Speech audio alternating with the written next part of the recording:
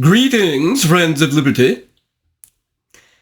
When we Londoners cast our eyes northwards and contemplate the labour required to even bring some measure of civilization to the near savage Sawney, they with their border reivers and inveterate clan feuds and games in which they toss tree trunks to and fro, I can only sigh at the enormity of the task confronting us. Take, for example, their lackluster culinary habits. It perhaps shouldn't surprise us that for a nation whose fathers traditionally give their infant sons their first morsel to eat at the tip of a spear, that the national dish of such a people should consist of neeps, tatties, and haggis. In other words, neeps, the vegetable turnips, which hardly qualifies as a food, being used in other countries primarily to fatten swine. Then tatties, mashed potatoes, passable enough. And then haggis, the heart, liver, and lungs of sheep, thrown into a blender with oatmeal, suet, and onions. Good God, why can they not consume a normal cut of meat like everyone else? And why, in addition, must they add oats to everything, from haggis to biscuits to crannikin? And I shan't even mention the culinary crime of tripe, the soft, virtually inedible stomach lining of cows or sheep, at which in reality even the hounds turn up their noses and the cats, after sniffing it, try to bury it. And secondly, yet another sign of their savagery is the seemingly unending plethora of Sawney superstitions, such as that if a farmer has a black-faced lamb, bad luck for his flock will allegedly ensue. And if a poor ewe has black-faced twins, according to the jocks, an ovine disaster will unfold. Or we might mention their actual belief in the existence of kelpies, alleged supernatural beings the size of horses. We've all seen them in the water, haven't we now? Or similarly, their belief in selkies, seals that turn into humans, and then back again. I run into them every day. Bark, bark, bark. But a more scientific explanation rides in the likelihood that the Scots, habitually drinking a bit too much, likely are constantly producing their own hallucinatory visions. As they stumble home from their pubs, they see kelpies, selkies, and even the odd Loch Ness monster or two. In any case, when we deal with the issue of noble savages, whether those in the North Country or those in your own 20th and 21st centuries in the Americas, we find today the memoirs of one of the greatest anthropologists of the 20th century, the intrepid University of Michigan explorer and researching pioneer, Dr. Napoleon Chagnon. Chagnon took the easy career path, instead of attempting to make anthropological sense of the Scottish Highlanders, instead trekking to the Venezuelan Amazonas, where he studied the comparatively intelligible Yanomamo. Chagnon visited them 25 total times over the span of 35 years of research, spending 5 total years in their company. During this time, he co-edited 5 books, some 100 articles, and some 21 documentary films. One reason he kept returning was because of the almost unique opportunity the Yanomamo offered. The ability to watch the inevitable changes in a true Stone-Aged community as it encountered the modern world. Chagnon's first description could hardly be more vivid. I looked up and saw a dozen burly, naked, sweaty, hideous men nervously staring at us down the shafts of their drawn arrows.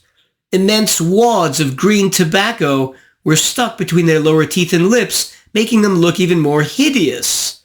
Strands of dark green snot dripped or hung down from their nostrils, strands so long that they drizzled from their chins down to their pectoral muscles and oozed lazily across their bellies, blending into their red paint.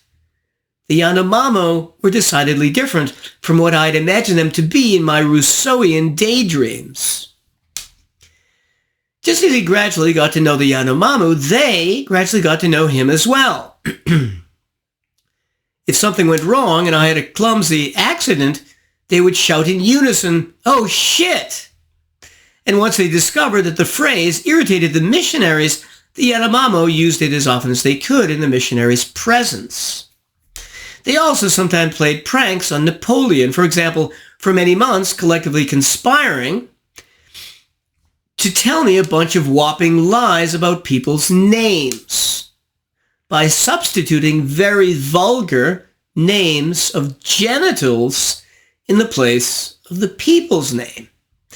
So, for example, he thought Harry Cunt was married to Long Dong, their youngest son was Asshole, and so on. All of these names had been given to me solemnly, with a straight face. I made this discovery some 6 months into my field work. After finding the real names, he eventually was able to ascertain the degree of kinship relationships in an overall area which contained nearly 40 villages. And the more he got to know them, the more he noticed that among them, warfare was not just occasional or sporadic, but a chronic threat, lurking and threatening to disrupt communities at any moment.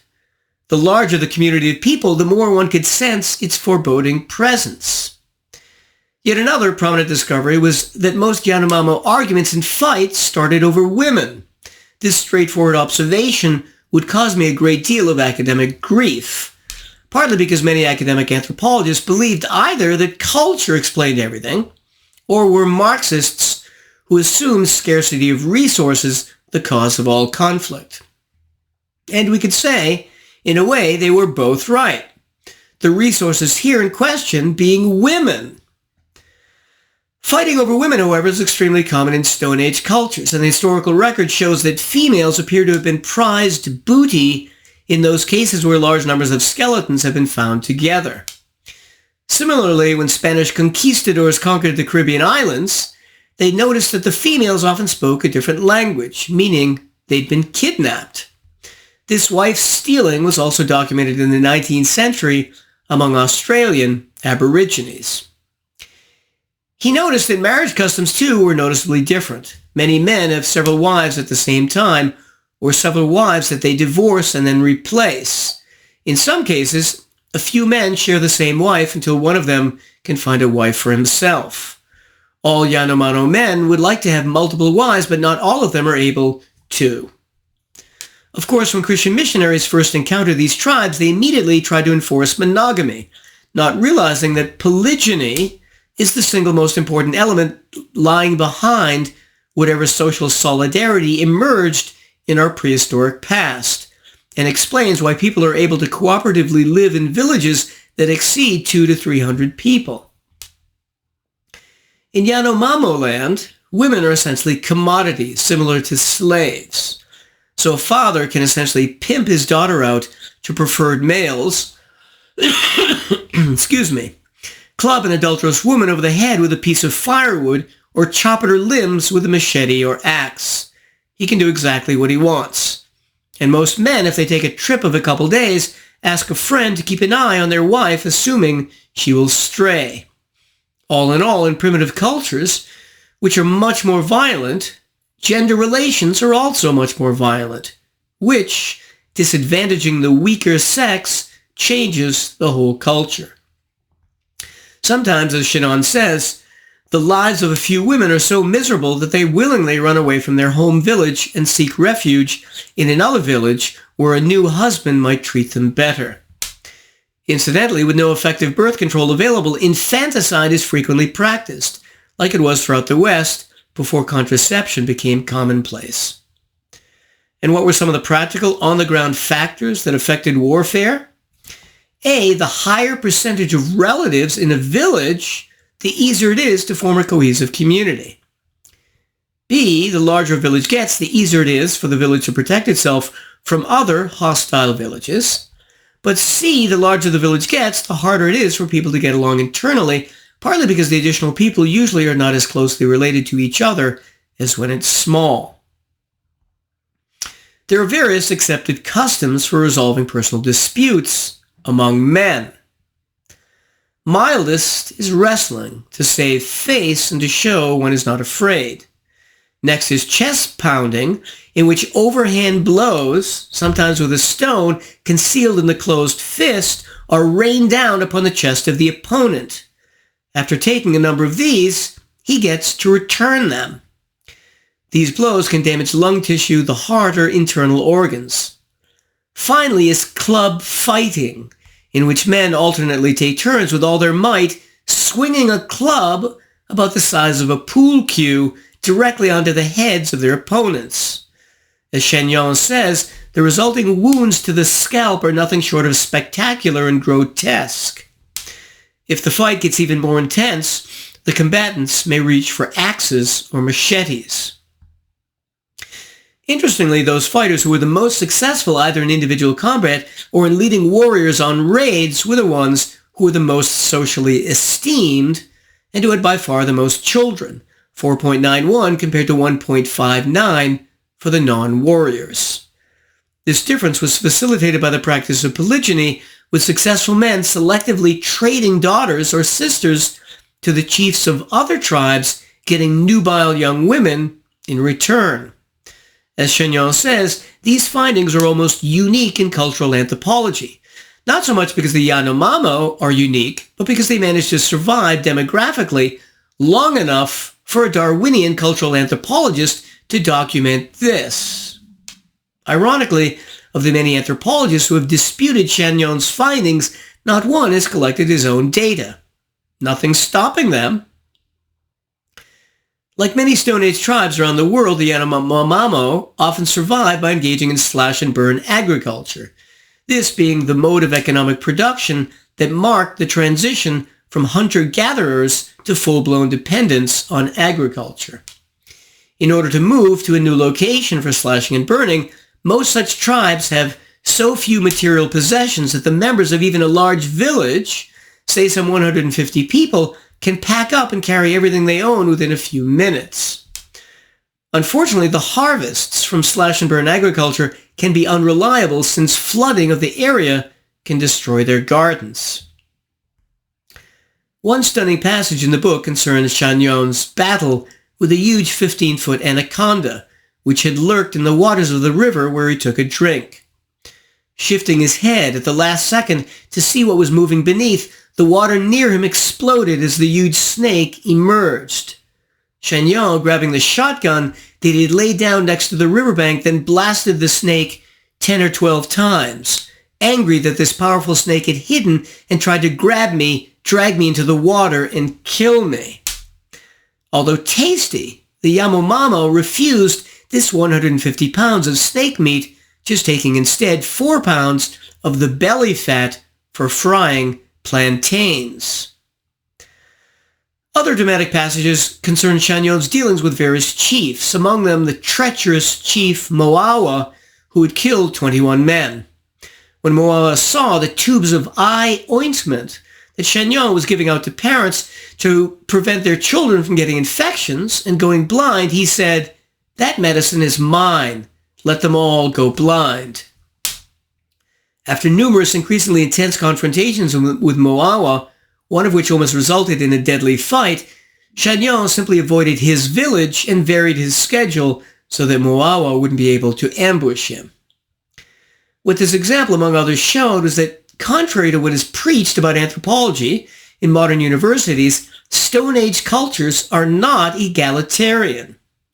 As we've seen, this is obviously false with regard to women, and secondly with regard to the esteem that successful warriors like Moawa receive and the obedience they can command. Chagnon points out that modern academic anthropology misunderstood tribal life so badly, partly because many did their field studies in the Americas long after the tribes they studied had been decimated by epidemic diseases, defeated by the U.S. Army, forced to settle on reservations that often included remnants of other unrelated tribes, had been exposed to the effects of colonial expansion and other forces of acculturation, and in the Southwest, hundreds of years of missionary efforts by various orders of the Catholic Church. Chagnon calls such studies salvage ethnography. It is these types of anthropologists who, biased against his socio-biological work, also influenced the National Science Foundation for a time to deny governmental funding. He relates at length his own engagement with Edward Wilson, one of sociobiology's founders, and his shameful treatment at one conference, being called a racist and having water poured on him.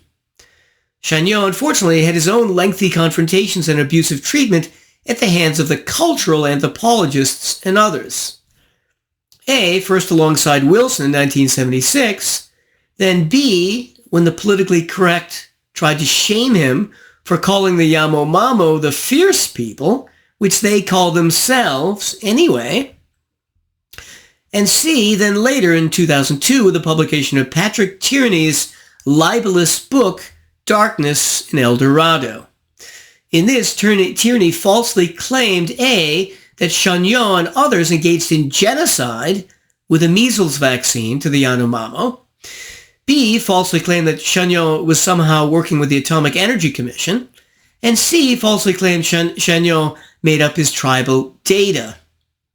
Although initially the American Anthropological Association had failed to properly investigate Tierney's claims, uncritically believing them and thus granting them a false validity, a subsequent independent investigation cleared Chagnon of all wrongdoing. He recounts at length the enormous time and energy wasted dealing with Tierney's fraudulent assertions and the fact that so many in politically correct anthropology departments wouldn't or were slow to defend him. It was all very disheartening. In summary, this is a magnificent book. It's a superb adventure story with Chagnon's life, with its twists and turns, its drama and excitement, rivaling that of an anthropological 007. B, because it showcases anthropology as it's actually practiced, with its foot-long strands of green snot and mammoth anacondas trying to kill you. And C, because it shows the present decline of American higher education in the humanities, it being infected now with a degree of political correctness and wokeness, which Chagnon's treatment perfectly illustrates. In fact, the American Anthropological Association in 2010 even attempted to remove the word science from its mission statement. Happy for my part that the haggis and tripe of the savage Scots, and the Scots themselves, remain a comfortable 300 miles to the north of us. I bid you well, and remain the Scarlet Pimpernel.